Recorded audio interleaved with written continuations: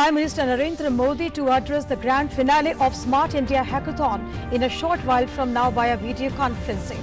Prime Minister's interaction with students is aimed at promoting out-of-box thinking among youth.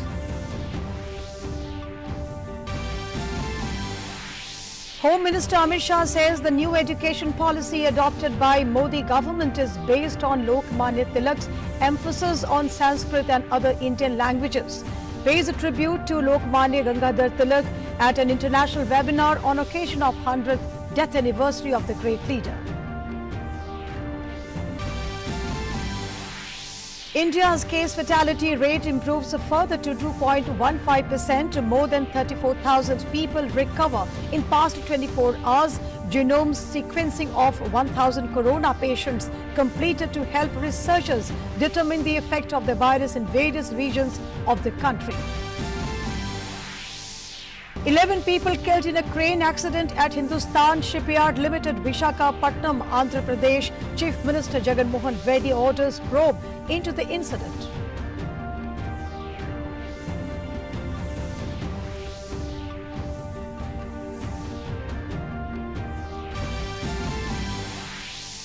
Prime Minister Narendra Modi greets fellow citizens on the occasion of Eid ul-Adha. Says the occasion should inspire us to create the just, harmonious and inclusive society. Namaz offered in the mosque, maintaining social distancing.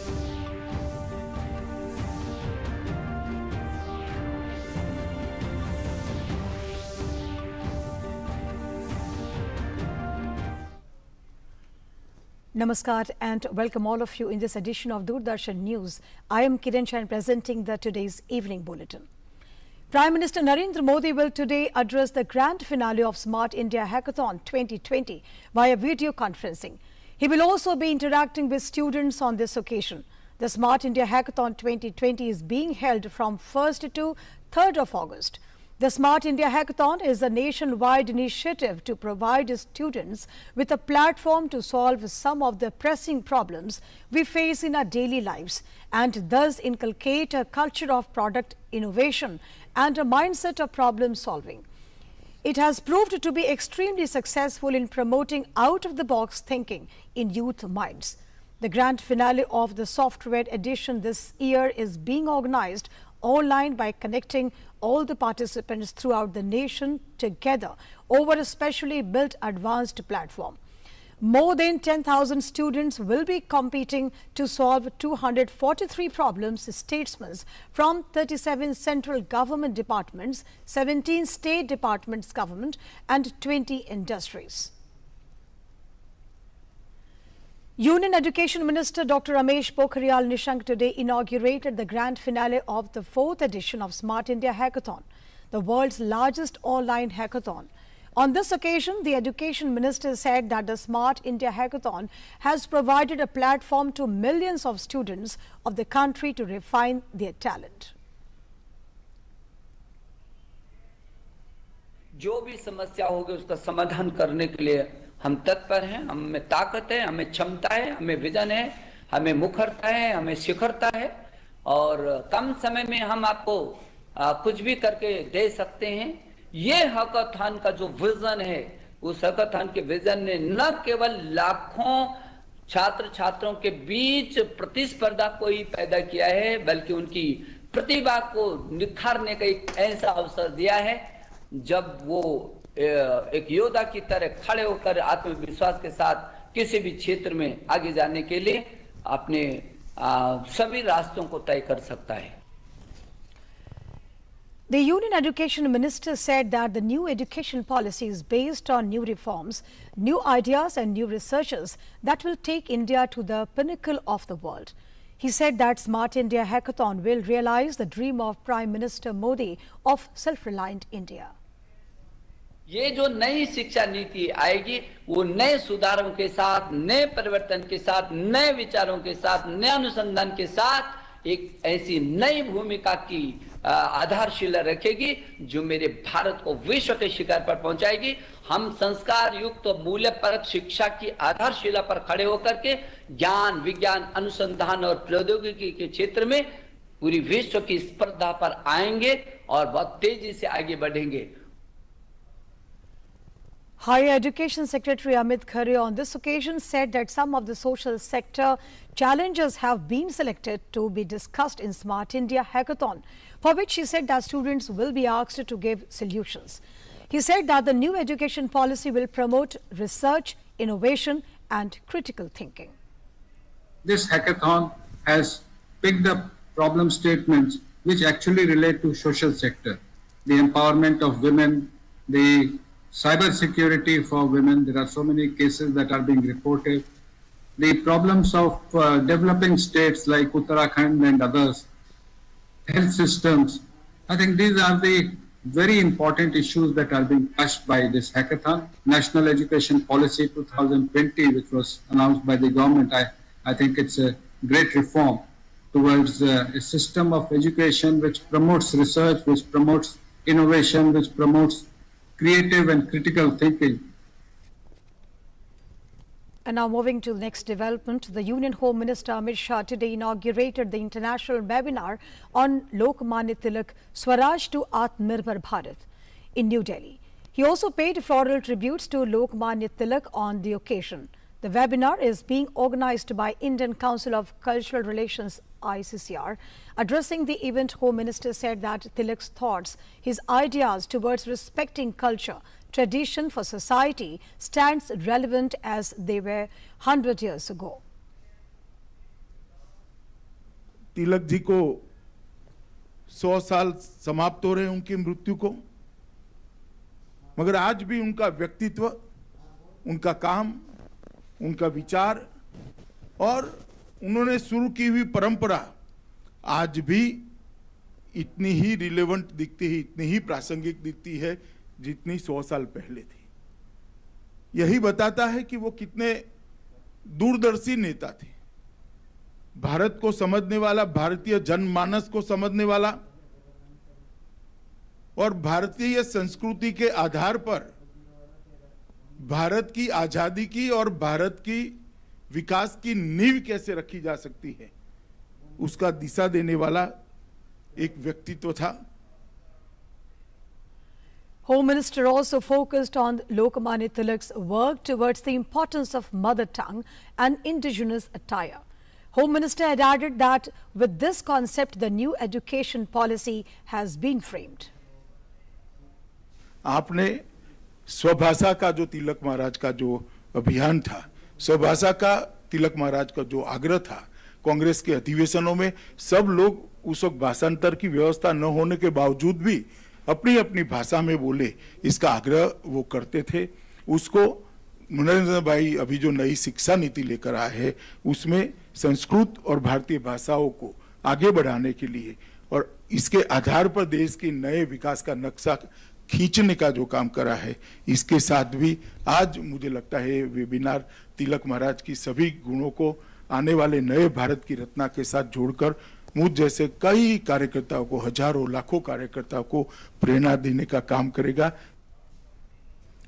Electronics and Information Technology Minister Ravi Shankar Prasad said that electronic manufacturing schemes has yielded favorable response from global and domestic mobile manufacturing units. Telecom Minister said that mobile manufacturing unit will make components worth 11,50,000 crore in few years. As per the projections given by all these companies, 22 in numbers who have applied, they are going to produce mobile phone and components worth 11.5 lakh crores in the coming 5 years, out of which products worth 7 lakh crore will be exported. They are going to give job to 3 lakh Indian direct job and close to 9 lakh Indian indirect job. Therefore, the production will increase, the export will increase, and also employment will increase. Union Minister also welcomed global mobile manufacturing powers Apple and Samsung to invest in India and focused on working towards Prime Minister Modi's vision on making India a global manufacturing hub. Out of the global sales revenue of mobile phones. Two companies occupy 60% of the global sales revenue. Apple 37%, Samsung 22%. Today I will say, Apple, welcome to India. Samsung, welcome to India. Expand your footprint in India. The Narendra Modi government sincerely wants India to become a global hub of electronic manufacturing.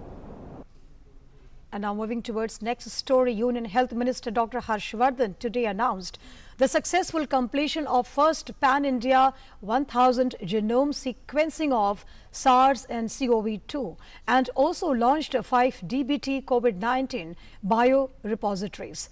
The minister dedicated the largest network of 5 dedicated COVID-19 biorepositories established by Department of Biotechnology in record time.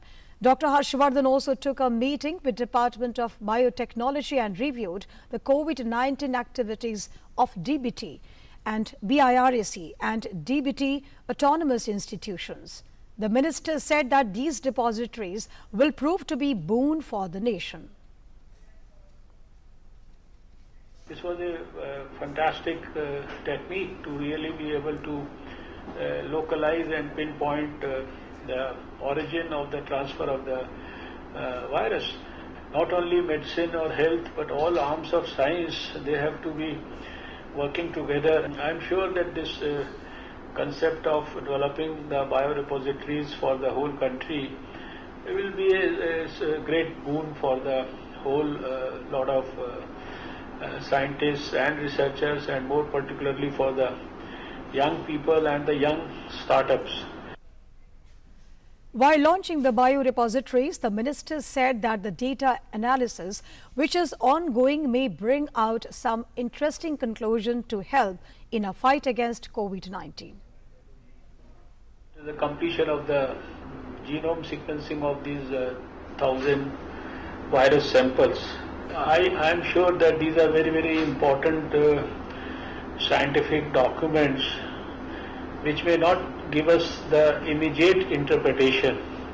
We have to use all these scientific advancements for the benefit of the people, and how we can actually deliver them for the service of mankind. That interpretation is, I think, the need of the hour. And now let's take a look at COVID-19 update from across the country. A total of 10,94,374 people have recovered in the country so far, and 36,569 recoveries have been reported in the past 24 hours. With this, the recovery rate reached to 64.53%. The mortality rate due to coronavirus has further declined to 2.15% in the country. Presently, the total number of active corona cases in the country is 5,65,103. Meanwhile, India continues to maintain the record of registering and maintaining the lowest COVID-19 mortality rate at the global platform. The case fatality rate now stands at 2.15% today, and it is lowest since the first lockdown started. It has been continuously reducing from around 3.33% in the mid-June. This is a testimony to the focused, coordinated, preemptive, graded and evolving test, track and treat strategy and efforts of the centre along with the states and union territories governments. Emphasis on early detection through aggressive testing and effective clinical management of the hospitalized cases have resulted in the continuously falling case fatality rate, indicating that India has to be able to successfully contain the fatality rate of COVID-19. The three-tier hospital infrastructure with seamless patient management has ensured prompt triaging and treatment. As on today, there are 1,488 dedicated COVID hospitals. The new guidelines for opening up of more activities in the area outside the containment zone came into effect from today. The process of phased reopening of activities has been extended further in Unlock 3rd. The new guidelines issued by the Home Ministry on Wednesday are based on feedback received from states and union territories. an extensive consultation held with related central ministries and departments.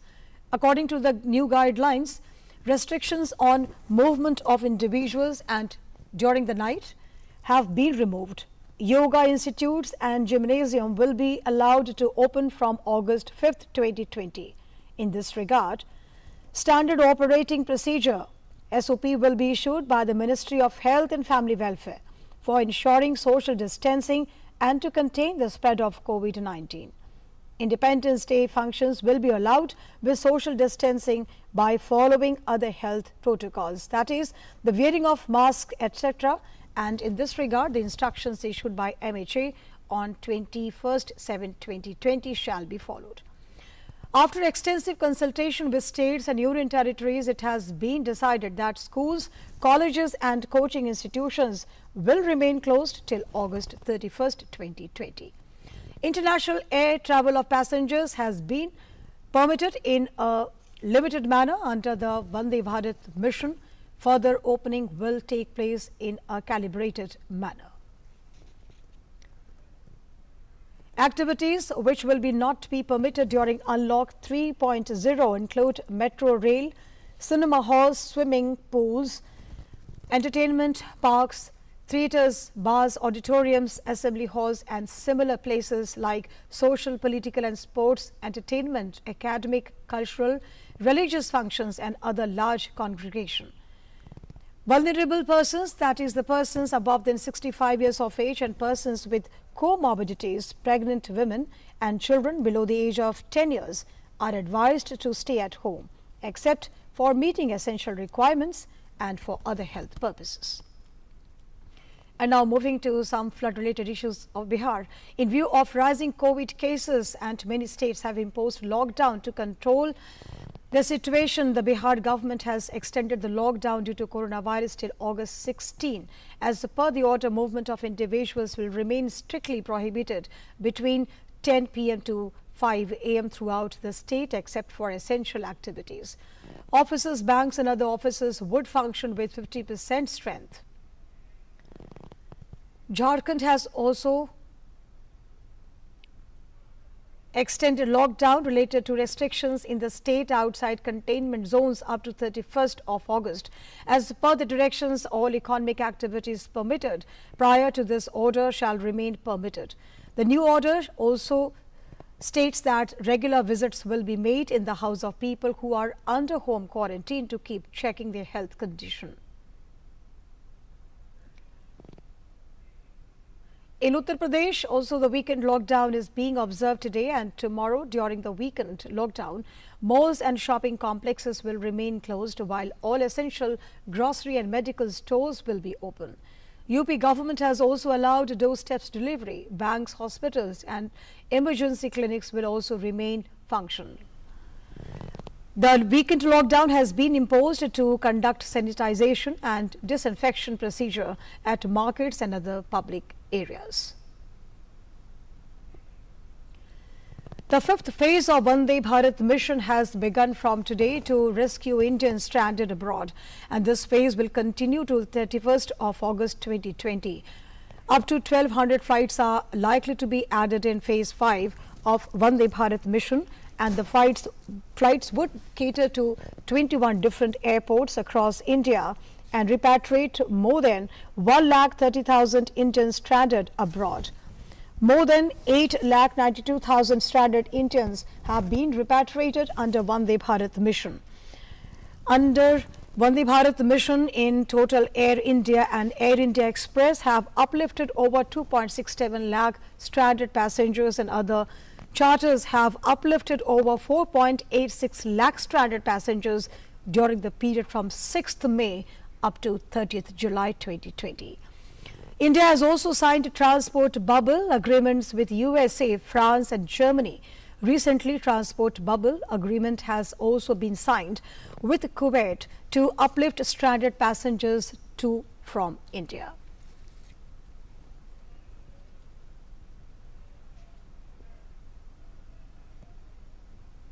And now moving on to next development. Meanwhile, the aviation regular DGCA on Friday extended the suspension of scheduled international flights to and from the country till August 31st. However, this restriction will not apply to international all cargo operations and flights specifically approved by DGCA. Earlier, DGCA had on July 3rd extended the ban on international flights until July 31st after it was suspended till July 15.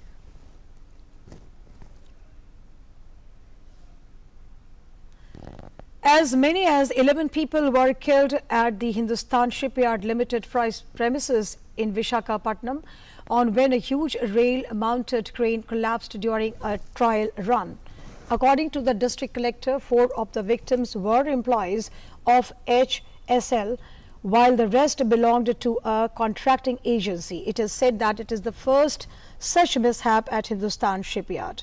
Police Commissioner R.K. Meena said the mishap occurred when the victims were engaged in erecting the crane. According to the police, 3 of the bodies have been recovered and identified. The rescue operations are on. Disaster which happened in Hindustan Shipyard Limited. A new crane called Jetty crane was being commissioned. Trial runs were being conducted to operationalize the crane and bring it into full-scale operation. As they reached the peak dead weight, suddenly some vibrations were felt in the crane and the entire crane collapsed. And 10 people who were working from the cabin in the crane immediately died on the spot. We have noticed one more body which is in the area. So maybe that could be a person who was standing nearby the crane. So currently we are focusing on getting the bodies, the post-mortem and other formalities completed and recovery of the 11th body. And we have also ordered an inquiry. Moving on, in a blow to the customs probe on the smuggling of gold via diplomatic baggage, primary suspects Swapna Suresh and Sandeep Nair were produced before the additional Chief Judicial Magistrate in Kochi today. Custody of both the accused have been extended till August 21st. The duo was arrested by the customs.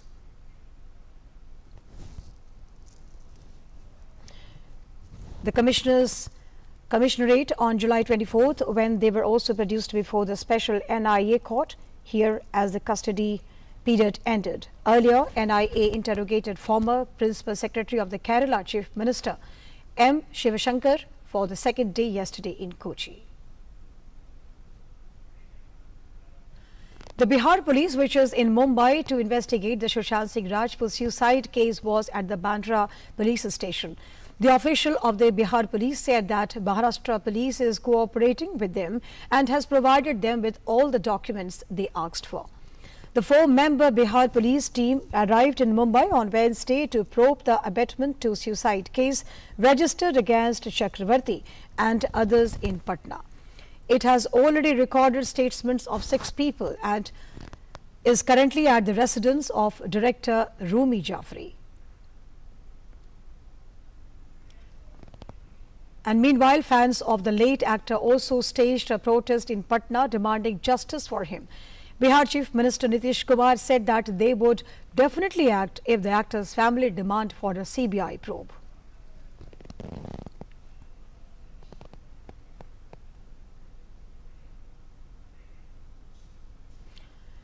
And now an update on the flood-affected states of Bihar and Assam. The flood situation in Bihar remains critical. The flood water has entered in more areas, causing more destruction.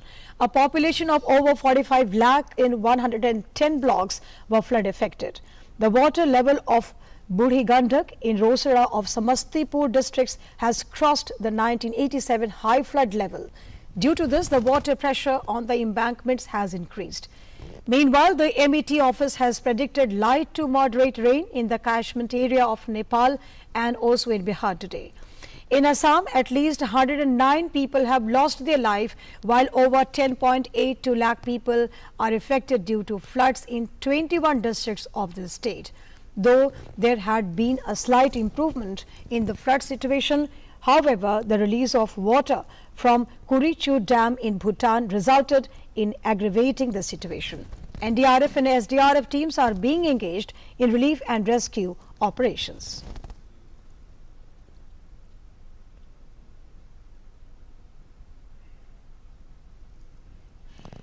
And let's now take a look at a global COVID update. COVID-19 cases continue to rise at global level. The novel coronavirus has claimed the lives of over 6.83 lakh people worldwide, while over 1.77 crore has contracted the infection so far. Over 1.11 crore people have recovered too worldwide. US and Brazil remain worst affected in terms of COVID-19 infections and fatalities. The US has so far recorded over 47.05 lakh cases and over 1.56 lakh deaths, while Brazil has crossed the 26 lakh mark and recorded over 26.66 lakh infections and over 92,000 deaths.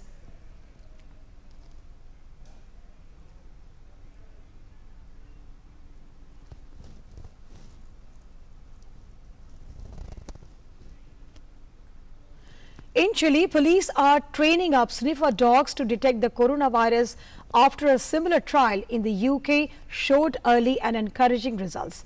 4 dogs have been selected for the initial training, who are being trained to spot the virus in people's sweat at an early stage before more conventional means might detect it.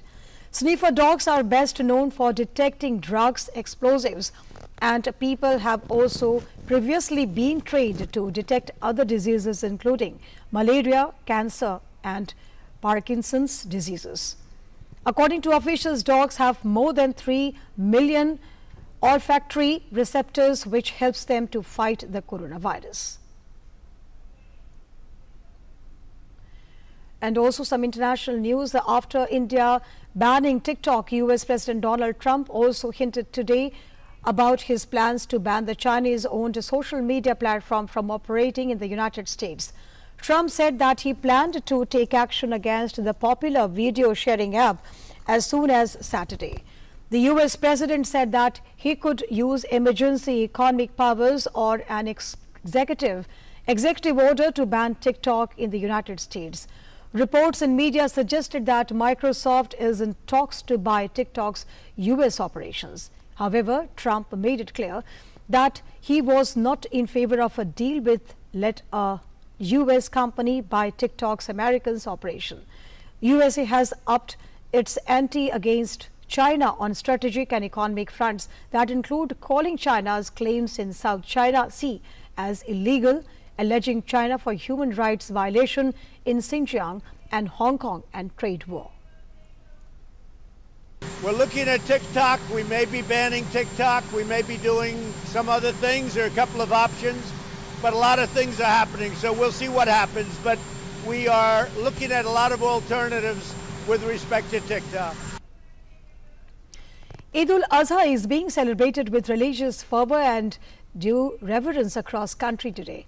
However, no mass congregations prayers were held in Eidgahs and Grand Mosque in most of the places in view of coronavirus pandemic. Authorities have also issued guidelines advising people to offer congregational prayers on Eid at home. The faithful offered Eid prayers in local mosque and in their homes in compliance with lockdown norms and guidelines issued to contain COVID-19. Prime Minister Narendra Modi took to Twitter and extended greetings on this occasion of Eid-ul-Azha. In a tweet, Prime Minister said, and I quote, Eid Mubarak, greetings on Eid-ul-Adha. May this day inspire us to create a just, harmonious and inclusive society. May the spirit of brotherhood and compassion be furthered. Also, President Ramnath Kovind, Vice President M. Venkaiah Naidu greeted the people on the occasion of Eid-ul-Azha. On this festive occasion, President asked people to share their happiness with others and promote mutual harmony. Extended greetings and good wishes on Eid-ul-Azha, the Vice President said, the festival inspires us to inculcate empathy, practice sacrifice and promote peace and universal brotherhood. The Prime Minister also extended greetings and said, may this day inspire us to create a just, harmonious and inclusive society.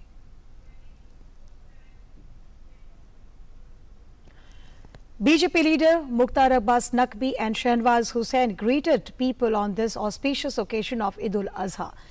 Leading by example, they offered namaz at their residences and gave the message to practice social distancing due to COVID-19 pandemic.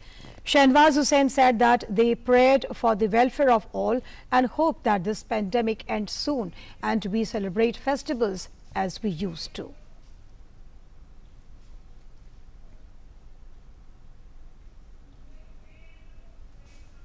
मैं पूरे मुल्क के लोगों को मुबारकबाद देता हूं।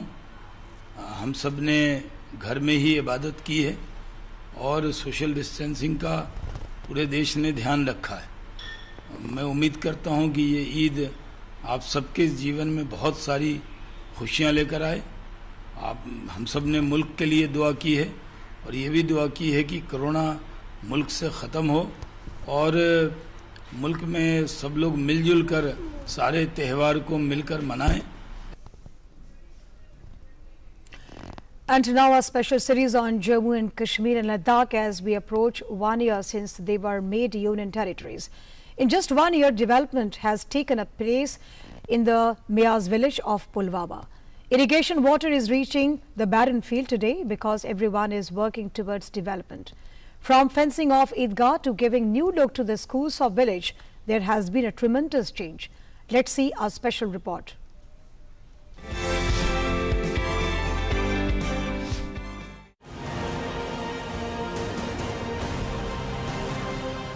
Farmers of Miaz village of South Kashmir are happy as paddy crop is growing all over the fields. Everyone is happy to see the growing crops because it has happened after many years. Irrigation water is reaching the barren fields today because everyone is working towards development of the village. The right to decide what development work will be done in the villages of Jammu and Kashmir is now not just limited to the hands of some people, and therefore the change is visible in this village of Pulwama. मेरे पास आए थे लोग, उन्होंने बोला था कि यहाँ पे बंजर है, हमें दां का मसला है, दां उगता नहीं है। हमने उसको पैसे दिए हैं नरेगा में, हमने डिसल्टिंग करवाए, डिसल्टिंग की थी तो फिर लोगों को राहत पहुंची और राहत की वजह से ये दां अच्छा निकला और इस वक्त चल रहा है बहुत काम। अभी मैं इंशाल्लाह आगे भी जाऊंगा, यहाँ पे पुल बनाऊंगा, यहाँ पे ड्रेनेज सिस्टम और लाइटिंग सिस्टम मुझे प्लानिंग में है, इंशाल्लाह मैं करूँगा।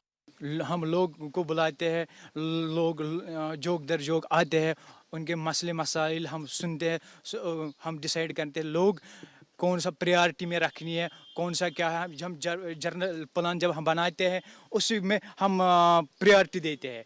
जो लोगों को फर्स्ट प्रायोरिटी देनी चाहिए हम उसको देता है, फिर लोग चुनते हैं फर्स्ट प्रायोरिटी किस काम को होता है। रियल डेमोक्रेसी तो ये जो ग्रास रूट लेवल है, हम पंचायत राज ये ग्रास रूट लेवल पे हम गरीब पोर मैन फैमिली तक हम पहुंचते हैं और पहुंच जाते हैं और अमीर फैमिली तक भी पहुंचते हैं। हमारा विजन यही है, यहाँ पे कौन गरीब है, कौन अमीर है, कौन क्या है, क्या प्रॉब्लम है, किसको क्या करना है, हमें मालूम है एक हाउस होल्डर तक। ग्रास रूट लेवल तो यही है, जो पंचायत राज है ये ग्रास रूट लेवल डेमोक्रेसी है। जो असेंबली होता है ना उससे अच्छा ग्रास रूट लेवल है। क्यों? लोग इनके साथ ज़्यादा जुड़ता है। यहाँ के लोग पंचायत लोगों के साथ मिलके काम करते हैं। और उससे कश्मीर में बदलाव आ रहा है? हाँ, कश्मीर में इसमें बदलाव। क्या बदलाव आप देखते हैं? आप देखो पिछले 20 सालों से अगर हम नज़र करेंगे, आप देखो आज भी कैसा डेवलप, कैसा वर्क चल रहा है।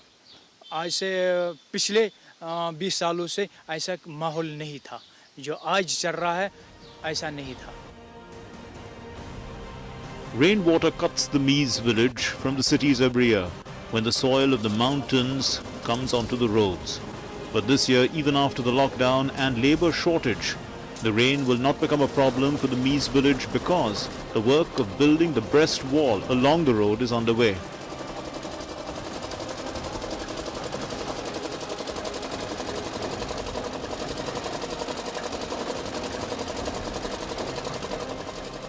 वारिया शुक्रगुजार तुहुंद यथ बसान पे पस वस गाड़ी यप पे बना पकन यथ आयत गाम से यम शूब बे अमो कुन बोट कुन काम पकान शुक्रगुजार तुहुंद क्या यथ आयु डंग दिन। Many steps have been taken in the last 2 years to strengthen the panchayats of Jammu and Kashmir. Though the 73rd Amendment of the Constitution in 1993 gave power to panchayats across the country, but Jammu and Kashmir was left behind. The 73rd Constitution Amendment did not apply to the state. But after the abrogation of Article 370, the provisions of 73rd and 74th Constitutional Amendments came into force in Jammu and Kashmir. Local administration and Panchayat Raj institutions got empowered. People got their rights back and the strength to fight against all odds. पहले हम कृष्ण करा यहाँ पे तकरीबन 1.5 साल पहले हम पहले जाता बीडीओ ऑफिस पामपुर, फिर बीडीओ ऑफिस के बाद जाता है एसीडी ऑफिस, उसके बाद जाता है डीसी साहब के पास, फिर काम नहीं होता यहाँ पे। तकरीबन 1.5 साल हो गए यहाँ पे, जहाँ सरपंच बन गए यहाँ पे। उसके बाद यहाँ काम चल रहा, टाइलिंग सिस्टम चल रहा है यहाँ पे, ड्रेनेज सिस्टम चल रहा है यहाँ पे, फिलिंग, फेंसिंग, ग्रेवार्ड के फ्लैंग हो गया, फेंसिंग और टाइलिंग सिस्टम हो गया, सियासी पॉइंट हो गया यहाँ पे, और रोड भी बन रहा है यहाँ पे, नरेगा सिस्टम, आरडीडी का। मगर सफाई का माहौल साफ सुथरा रखा है यहाँ पे, डिसल्टिंग होता है यहाँ पे, बहुत काम हो गया यहाँ पे। In just 1 year, development has taken place in Mees village of Pulwama, from fencing of Eidgah to giving a new look to the schools of the village. There has been a tremendous change. The construction of roads is done, drains have been covered, and the village is clean.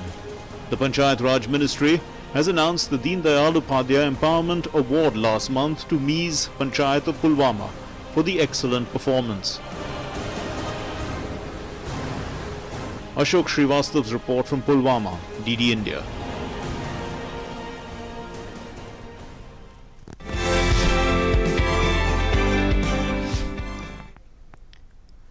"30 kilometers away from Jammu, Vijaypur region of Samba district is on the way to become a hub of medical tourism, located on both sides of the Jammu-Pathankot National Highway. The work is underway for the construction of AIIMS, being built under the Pradhan Mantri Swasthya Suraksha Yojana. And this institute will indeed prove to be a boon for these hilly regions.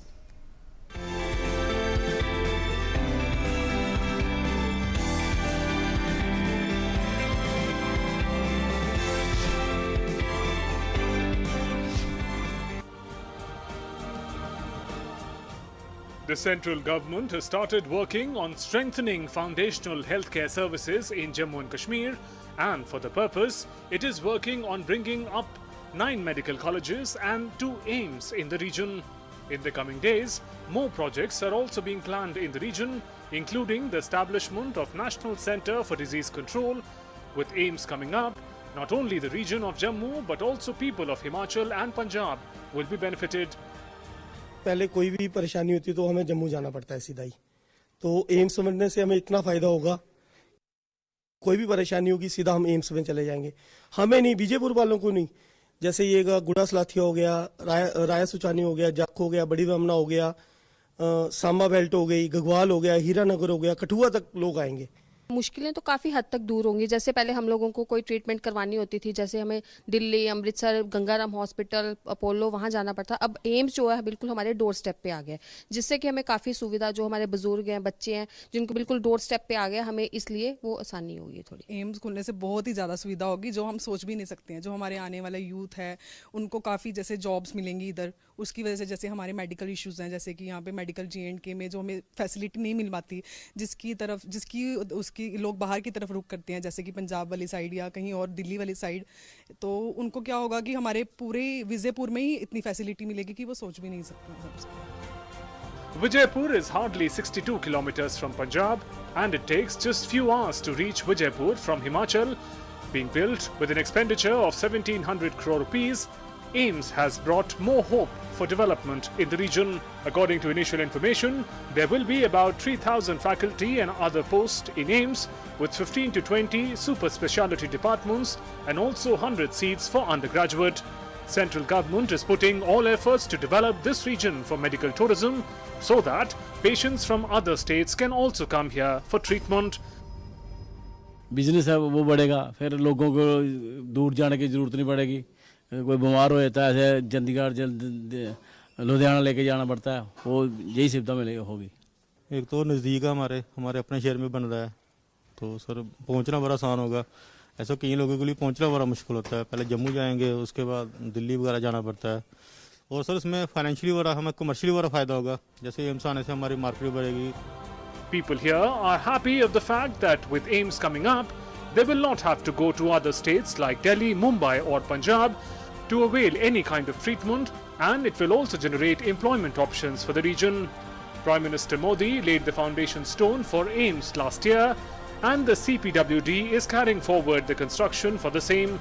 The establishment of this institute is nothing less than a new leaf of structural development for Jammu and Kashmir. Neeraj Singh's report, DD India.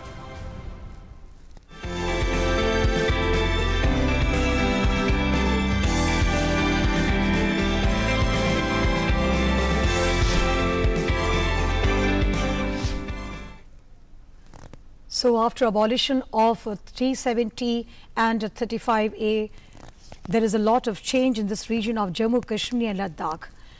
Next developing is also there in the Ladakh. Young Ladakh is full of aspirations and yes, excitement on the first birthday of UT. New horizons are emerging ever since Ladakh attained the new status. Our correspondent Vishal Baristo caught up with the young guns of Ladakh. Let's have a look. First birthday of the UT status, and I have with me some very enterprising youngsters. Start off with the gentleman first. What's your name? Hello, my name is Rixin Dawa. Rixin, what are your aspirations as a youngster? Because it's been a year now as far as UT status is concerned. You've been demanding for it for a very long time. We are looking at development wise for entrepreneurs, you can say, for youngsters who couldn't complete the further educations, who gets difficulties, to the rural areas. If you say road connectivity, water, there's electricity problem, network connectivity problem. So yes, we are seeing that this will create a difference. So has it already made a difference? Somewhat yes. We got university, as you know, University of Ladakh. Let's go to another youngster. She's an enterprising woman. She is also a businesswoman. So what's your name and what do you do? Sir, I'm Kunzes. I'm running my own business. I have a small setup of my own, handloom setup. So it's like we started off 3 years ago, and with the status of UT coming in, I think it's going to be like really bright for people like me, like and other youngsters like me who's coming into like work like this, like where they're working with the local product, with the local women. So even now they're like they're giving us a lot of like taking us forward in that direction. They're saying like, you're doing a good job, you should carry forward. So I'm hoping like in future also, like I think more people like me will come up. Just as you said that you've been working for 3 years. 3 years you were part of JK. Now you are an independent status UT. So how have things changed for you? In terms of documentation, in terms of the money, that the kind of finance that we're getting from the central government to boost up people like me, I think that's improving a lot, because like we have had a lot of meeting regarding how to like take the textile industry forward. So I think like in future also, and even this year, I'm really hopeful, sir, that it's going to go in a good direction. If we have to compare the earlier system and this new UT status, how would you react? So I think right now like we have more control. Previously, like when you're part of a bigger system, then, and because Kashmir and Jammu and Srinagar is quite far from here, so we used to face more problem because of the connectivity also. As you know, like Ladakh is cut off from the rest of the country at least for 6 months in a year. So like that, like we had a lot of issue. Now like we have more control over ourselves, like of our finances, of our and I'm hopeful like in future also there would be a lot more job creation from the job creation point of view. So I think it's going to be a positive step for the youth, sir. What do you do? I'm a businesswoman. I'm in tourism industry. So how have things changed for you as far as this UT is concerned? It's been a year now. After UT Ladakh, we are focusing more on sustainable tourism, and we are getting a lot of help from the center also. a lot of help from the center. Now I have with me a young writer. How have things changed for you? We can say is we have huge hopes for the future, because as an artist, I really want to see more opportunities, not just for the well-established artists, but also for the young aspiring artists. Like the ones in school, the ones who are thinking of opting it as a subject in colleges, who are not really exposed to different forms of arts. So like for them. So do you think that UT is going to be a huge platform for you guys?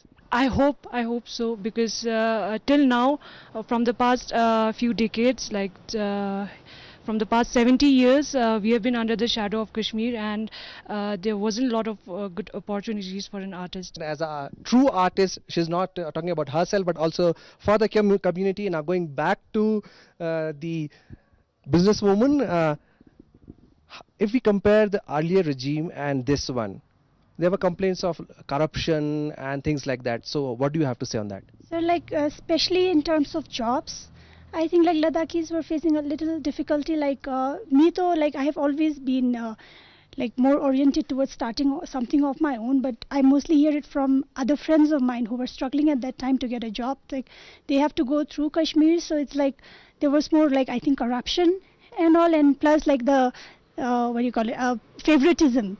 So it's like a lot of us used to be left out in some ways.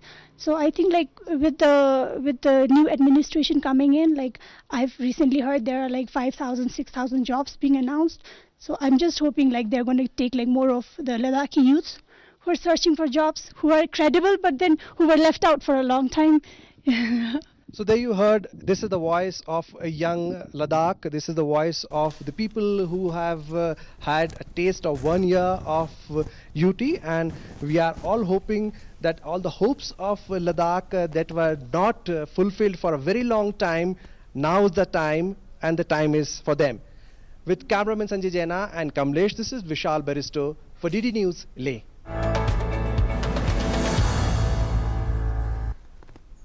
And now listen to this musical band performances by the Indian Air Force and the Indian Navy at Tipu Sultan Palace at Bangalore. The band performance also include the performances by the police department also. Let's have a look.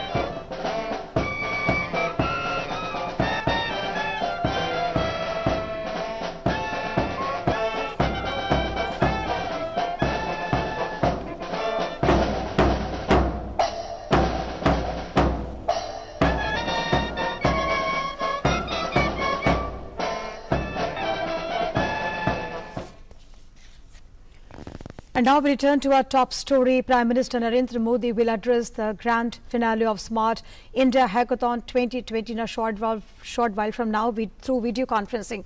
And he interacted with students as well. And joining us live from our correspondent Arun Sharma. Arun, just give us more update on this address of the Prime Minister Modi, which is going to address just a short while from now. And also he will address the students over there. And what is this hackathon about, how it's going to introduce and help the students over there, and how it will refine the talent of the students? That's right, Kiran. And today is the big day, apparently, for the students of our country, for the young minds of our country, because of Smart India Hackathon. They're getting a big platform, not only on the India level, but on the global level as well. In also a direction of Atmanirbhar Bharat, this initiative like Smart India Hackathon will play an important role in developing the local solutions for the local problems. And of course, these local solutions can become global in nature. But one thing is for sure, We know this fact about the Smart India Hackathon. The juries of this Smart India Hackathon must have been a tough time, because look at the projects, the innovative solutions that these young minds have come out with. They all are aligned with the government's initiative. They all are aligned with the government of India's initiative, Prime Minister Narendra Modi's various vision. So when we talk about Swachh Bharat Abhiyan, there are students who have designed product, who have designed solutions as to how can Swachh Bharat Abhiyan, can reach at higher level. Second important part is about the healthcare sector. There are various students, their teams primarily in this Smart India Hackathon who have participated in this Smart India Hackathon. They have designed products that are related to the healthcare sector. Prime Minister Narendra Modi, interacted with the students as well. It was a kind of interaction where Prime Minister Narendra Modi, also interacted with the students, and students also gave ideas and suggestions that how more and more innovative products can be, developed. So healthcare was the primary thing that the focus was on. Most of the teams have designed products and innovative solutions, that cater to the healthcare of our society. There is one central theme that all these projects are revolving around. Now, this central flux, this central theme is about data. So all the solutions are primarily data driven. So more and more data can be utilized, for improving the local products or primarily the local solutions. So just try to, let me just try to simplify this Smart Hackathon for our viewers. So Smart Hackathon was started in 2017. In 2017, close to 40 to 42,000 students participated in this Smart India Hackathon. And the idea of this Smart India Hackathon is to provide a larger platform, a national level or a global level platform to the students who can come out with solutions for the problems that is existing in our country. Now, when we talk in 2020, the size and the scale of Smart India Hackathon has increased exponentially. So, more than 4.5 lakh students have participated. So numbers have now reached in lakhs, and that's the reason why I'm saying that the jury must have had a very tough time to select the projects. I know this fact, Kiran, that some of will be the winner today, will be the projects will be selected officially by the government. But all these projects, are basically, a very, very, of national level. These products, these innovations that have been designed by the students are really of national level. The only thing is that the students as of now do require some kind of curation as of now, some kind of incubation as of now, so that they can be, groomed further at the national level as well. But yes, all these products, all these innovative solutions that are being designed by the students under this Smart India Hackathon also ensures that India has a lot of talented students in our country, and a lot of these talented students can design products which are national, which are global, which are a national level in nature, and of course can become global going forward. So important part is that government is ensuring a two-tier strategy. On one, high tech future को लेकर भारत की aspirations को भी मजबूत करते हैं। साथियों, हमें हमेशा से गर्व रहा है कि बीती सदियों में हमने दुनिया को एक से बढ़कर एक बेहतरीन साइंटिस्ट, बेहतरीन टेक्नीशियंस, टेक्नोलॉजी एंटरप्राइज लीडर्स हमने दिए हैं। लेकिन ये 21वीं सदी है और तेजी से बदलती हुई दुनिया में भारत को अपनी वही प्रभावी भूमिका और उसको निभाने के लिए और अधिक तेजी से हमें खुद को भी बदलना होगा। और इसी सोच के साथ अब देश में इनोवेशन के लिए, रिसर्च के लिए, डिजाइन के लिए, डेवलपमेंट के लिए, एंटरप्राइज के लिए जरूरी इकोसिस्टम तेजी से तैयार किया जा रहा है। अब बहुत ज्यादा जोर दिया जा रहा है क्वालिटी ऑफ एजुकेशन पर। 21वीं सदी की टेक्नोलॉजी को साथ लेकर 21वीं सदी की जरूरतों को पूरा करने वाली एजुकेशन सिस्टम भी उतनी ही जरूरी है।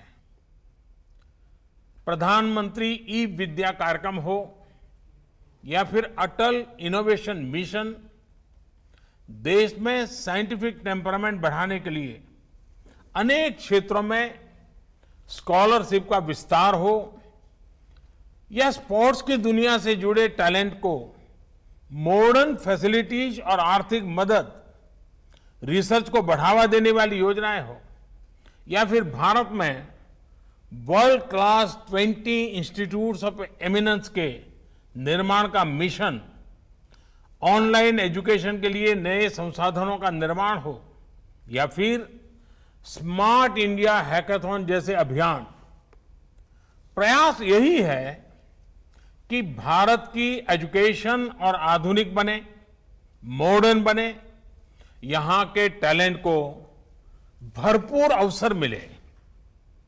साथियों, इस कड़ी में कुछ दिन पहले देश की नई एजुकेशन पॉलिसी का ऐलान किया गया है। ये पॉलिसी 21वीं सदी के नौजवानों की सोच, उनकी जरूरतें, उनकी आशाओं, अपेक्षाओं और आकांक्षाओं को देखते हुए बनाने का व्यापक प्रयास हुआ है। 5 वर्ष तक देश भर में इसके हर बिंदु पर व्यापक डिबेट और डिस्कशन हुए हैं, हर स्तर पर हुए हैं और तब जाकर ये नई नीति बनी है। ये सच्चे अर्थ में पूरे भारत को, भारत के सपनों को, भारत की भावी पीढ़ी की आशा आकांक्षाओं को अपने में समेटे हुए नई भारत की शिक्षा नीति आई है। इसमें हर क्षेत्र, हर राज्य के विद्वानों के विचारों को समाहित किया गया है और इसलिए ये सिर्फ एक पॉलिसी डॉक्यूमेंट नहीं है, बल्कि 130 करोड़ से अधिक भारतीयों की एस्पिरेशंस का रिफ्लेक्शन भी है। साथियों, आप भी अपने आसपास देखते होंगे, आज भी अनेक बच्चों को लगता है कि उनको एक ऐसे विषय के आधार पर जज किया जाता है जिसमें उसका कभी इंटरेस्ट था ही नहीं। माँ बाप का, रिश्तेदारों का, दोस्तों का, ओवरऑल एनवायरनमेंट का प्रेशर होता है, तो वो दूसरों द्वारा चुने गए सब्जेक्ट्स मजबूरन पढ़ने लगते हैं। इस अप्रोच ने देश को एक बहुत बड़ी आबादी ऐसी दी जो पढ़ी लिखी तो है, लेकिन जो उसने पढ़ा है उसमें से अधिकांश उसके काम नहीं आता है। डिग्रियों के अंबार के बाद भी वो अपने आप में एक अधूरापन महसूस करता है। उसके भीतर जो आत्मविश्वास पैदा होना चाहिए, जो कॉन्फिडेंस आना चाहिए, उसकी कमी वो महसूस करता है। इसका प्रभाव उसकी पूरी लाइफ की जर्नी पर पड़ता है। साथियों, नई एजुकेशन पॉलिसी के माध्यम से इसी अप्रोच को बदलने का प्रयास किया जा रहा है। पहले की कमियों को दूर किया जा रहा है। भारत की शिक्षा व्यवस्था में अब एक सिस्टमेटिक रिफॉर्म, शिक्षा का इंटेंट और कंटेंट दोनों को ट्रांसफॉर्म करने का प्रयास है। Friends, the 21st century is the era of knowledge. This is the time to increase focus on learning, research, innovation. And this is exactly what India's National Education Policy 2020 does. This policy wants to make your school, college and university experience fruitful, broad-based, one that guides you to your natural passions. Friends, You are among the best and brightest of India. This hackathon is not the first problem you have tried to solve, nor is this the last. I want you and youngsters like you not to stop doing three things: learning, questioning, solving. When you learn, you get the wisdom to question. When you question, you get out of the box methods to solve problems. When you do that, you grow. Due to your effort, our nation grows. Our planet prospers. Friends, India's national education policy reflects these spirits. We are shifting from the burden of the school bag, which does not last beyond school, to the boon of learning, which helps for life. From simply memorizing to critical thinking. For years, the limitations of the system had an adverse effect on the lives of students. No longer. The national education policy reflects the aspirations of young India. It is not process-centric. It is people-centric and future-centric. Friends, among the most exciting things of the policy is the emphasis on interdisciplinary study. This concept has been gaining popularity, and rightly so. One size does not fit all. One subject does not define who you are. There are no limits to discovering something new. Human history has many examples of stalwarts who have accelerated in diverse areas, be it Aryabhatta, Leonardo da Vinci, Helen Keller, Gurudev Tagore. Now, we have done away with some traditional boundaries between arts, science, commerce.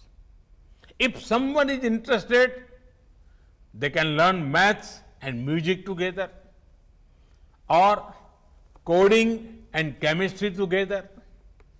This will ensure the focus is on what the student wants to learn, rather than what the student is expected to do by society. Interdisciplinary studies gives you control. In the process, it also makes you flexible. In the national education policy, flexibility has been given great importance. There are provisions for multiple entry and exits. No one-way streets for students. एक सांकड़ी गली नहीं होगी अब. The undergraduate experience can either be a 3 or 4 year journey. Student will enjoy the advantage of an academic bank of credit, which will store all the academic credits acquired. This can be transferred and counted in the final degree. Such flexibility was long needed in our education system. I am happy the national education policy has addressed these aspects. Friends, national education policy is big on access to education. Starting from primary education, in higher education, The aim is to increase gross enrollment ratio to 50% by 2035. Other efforts, be it gender inclusion fund, special education zones, question for open and distance learning will also help. साथियों, हमारे संविधान के मुख्य शिल्पी, हमारे देश के महान शिक्षाविद डॉक्टर बाबा साहब आम्बेडकर कहते थे कि शिक्षा ऐसी होनी चाहिए जो सभी की पहुंच में हो, सभी के लिए सुलभ हो। ये शिक्षा नीति उनके इस विचार को भी समर्पित है। ये एजुकेशन पॉलिसी जॉब सीकर्स के बजाय जॉब क्रिएटर्स बनाने पर बल देती है।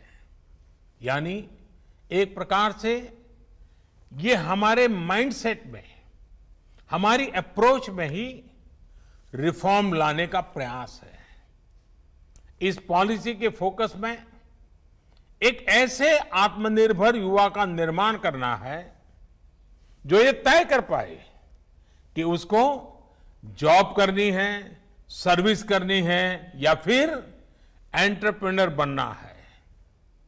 साथियों, हमारे देश में भाषा, लैंग्वेज हमेशा से एक संवेदनशील विषय रहा है। इसी एक बड़ी वजह है कि हमारे यहां स्थानीय भाषाओं को अपने हाल पर ही छोड़ दिया गया। उसे पनपने और आगे बढ़ने का मौका बहुत कम मिला। अब एजुकेशन पॉलिसी में जो बदलाव लाए गए हैं, उससे भारत की भाषाएं आगे बढ़ेगी, उनका और विकास होगा। ये भारत के ज्ञान को तो बढ़ाएगी ही, भारत की एकता को भी बढ़ाएगी। हमारी भारतीय भाषाओं में कितनी ही समृद्ध रचनाएं हैं, सदियों का ज्ञान है, अनुभव है।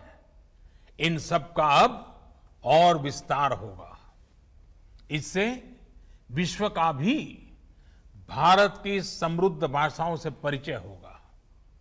और एक बहुत बड़ा लाभ ये होगा कि विद्यार्थियों को अपनी शुरुआती वर्षों में अपनी ही भाषा में सीखने का अवसर मिलेगा। इससे उनका टैलेंट और पुष्पवित पल्लवित होने के लिए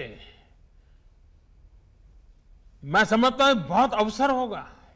वो सहज होकर बिना दबाव के नई नई चीजें सीखने के लिए प्रेरित होगा, वो शिक्षा से जुड़ पाएगा। वैसे भी आज जीडीपी के आधार पर विश्व के टॉप 20 देशों की लिस्ट देखें तो ज्यादातर देश अपनी गृह भाषा, मातृभाषा में ही शिक्षा देते हैं। ये देश अपने देश में युवाओं की सोच और समझ को अपनी भाषा में विकसित करते हैं और दुनिया के साथ संवाद के लिए दूसरी भाषाओं पर भी उतना ही बल देते हैं। यही नीति और रणनीति 21वीं सदी के भारत के लिए भी बहुत उपयोगी होने वाली है। भारत के पास तो भाषाओं का अद्भुत खजाना है, जिनको सीखने के लिए एक जीवन भी कम पड़ जाता है और आज दुनिया भी उसके लिए लालायित है। साथियों, नई शिक्षा नीति की एक और खास बात है, इसमें लोकल पर जितना फोकस है उतना ही उसको ग्लोबल के साथ इंटीग्रेट करने पर भी बल दिया गया है। एक और, जहां स्थानीय लोक कलाओं और विद्याओं, शास्त्रीय कला और ज्ञान को स्वाभाविक स्थान देने की बात है, तो वहीं टॉप ग्लोबल इंस्टीट्यूशंस को भारत में कैंपस खोलने का भी आमंत्रण है। इससे हमारे युवाओं का भारत में ही वर्ल्ड क्लास एक्सपोजर और अपॉर्चुनिटी मिलेगी और ग्लोबल कंपटीशन के लिए ज्यादा तैयारी भी हो सकेगी। इससे भारत में विश्व स्तरीय संस्थान के निर्माण में, भारत को ग्लोबल एजुकेशन का हब बनाने में भी बहुत सहायता मिलेगी। साथियों, देश की युवा शक्ति पर मुझे हमेशा ही बहुत भरोसा रहा है। ये भरोसा क्यों है, ये देश के युवाओं ने बार बार साबित किया है। हाल ही में कोरोना से बचाव के लिए फेस शील्ड्स की डिमांड एकदम बढ़ गई थी। इस डिमांड को 3D प्रिंटिंग टेक्नोलॉजी के साथ पूरा करने के लिए बड़े पैमाने पर देश के युवा आगे आए। पीपीईज और मेडिकल डिवाइस के लिए जिस प्रकार देश के युवा इनोवेटर्स, युवा एंटरप्रेन्योर्स सामने आए हैं, उसकी चर्चा आज चारों तरफ है। आरोग्य सेतु ऐप के रूप में युवा डेवलपर्स ने कोविड की ट्रैकिंग के लिए एक बेहतरीन मीडियम देश को बहुत कम समय में तैयार करके दिया है। साथियों, आप सभी युवा आत्मनिर्भरता के लिए भारत की एस्पिरेशंस की ऊर्जा है। देश के गरीब को एक बेटर लाइफ देने के लिए, ईज ऑफ लिविंग के हमारे लक्ष्य को हासिल करने में आप सभी युवाओं की भूमिका बहुत अहम है। मेरा हमेशा से ये मानना रहा है कि देश के सामने आने वाली ऐसी कोई चुनौती नहीं है जिससे हमारा युवा टक्कर न ले सके, उसका समाधान न ढूंढ सके। हर जरूरत के समय जब भी देश ने अपने युवा इनोवेटर्स की तरफ देखा है, हमारे युवाओं ने कभी भी किसी को निराश नहीं किया है। स्मार्ट इंडिया हैकाथॉन के माध्यम से भी बीते सालों में अद्भुत इनोवेशंस देश को मिले हैं। मुझे पूरा विश्वास है कि इस हैकाथॉन के बाद भी आप सभी युवा साथी देश की जरूरतों को समझते हुए देश को आत्मनिर्भर बनाने के लिए नए नए सॉल्यूशंस पर काम करते रहेंगे। एक बार फिर आप सभी को बहुत बहुत शुभकामनाएं देता हूं। बहुत बहुत धन्यवाद। तो आप देख रहे थे सीधा प्रसारण, जहां पर प्रधानमंत्री नरेंद्र मोदी